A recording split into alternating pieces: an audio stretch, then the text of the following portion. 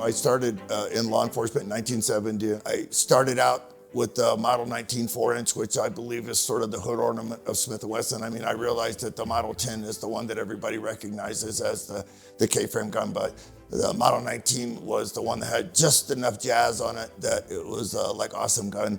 And I still have, carry, and use those guns today.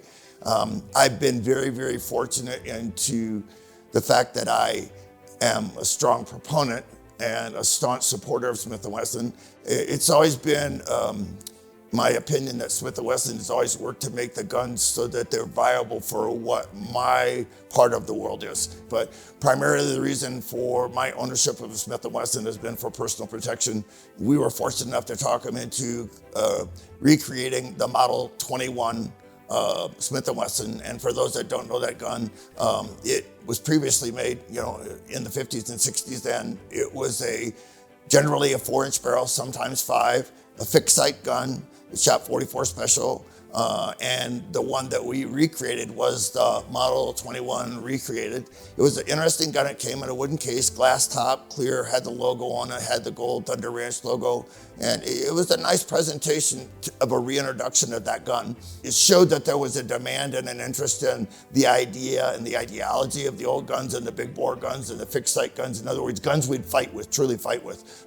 But here's the thing, we introduced those guns to a whole generation of people that didn't understand, the idea of fighting with a handgun, the idea of what that gun was supposed to do. But I got to put a little bit of input somewhere in the massive history of Smith & Wesson. I've been very pleased to say that, a gun that I started and used in 1970, the idea of having the gun, that you get something that shows that you were kind of there, and that's cool. Why do we do a revolver class in 2023? My point is, why not? They still exist, okay? A lot of people go, revolvers are old and they're not viable. Okay, I'm old and I might not be viable, but I'm pretty sure you don't want to mess with me with my Model 19 and a boatload of magnums in the gun. It's simply a tool. Some people like them. Some people like Ford, some people like Chevys. Here's a thought.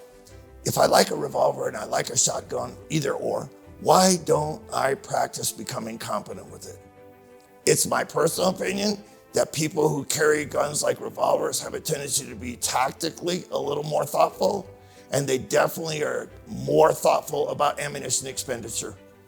I teach people to shoot when they have to stop people from doing whatever they started shooting them for in the beginning. Defend yourself, defend your family, defend your partner in a foxhole or squad car.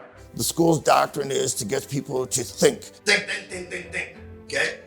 You pull the trigger, that should have been a long process. But I also teach them that they have other options, communications, talk to the guy or person, go away from me, leave me alone. I also teach them to move away if they can, what we call simply moving, back up. 60% of your shit is in low altered or failing light. That means you have to be able to load the gun and fight with it without having to look at the gun. The real drill in this is to get people to balance that out and make people understand that possession of a handgun doesn't make you competent. This is about fighting, okay? We're not having a snowball contest. I want people to be competent, so the more competent they are, they can divert the energy under duress in a fight towards solving the problem visually, verbally, audibly, okay, rather than, kind of hanging the gun over the top and shooting. So that's the goal. And the school is not about shooting. The school is about making people think. What I've always been intrigued with is trying to find a people or the person who's willing to share information, because that's what a teacher does. They share information. If you hold back, then you're not a teacher. What I want to do is I don't want the people who are helping me like Jack and Chris. I always tell them to their face when they start, I don't need a Clint clone. I don't need anyone to be like me. I need for you to contribute your experience. 2 of them have actually pressed the trigger for real.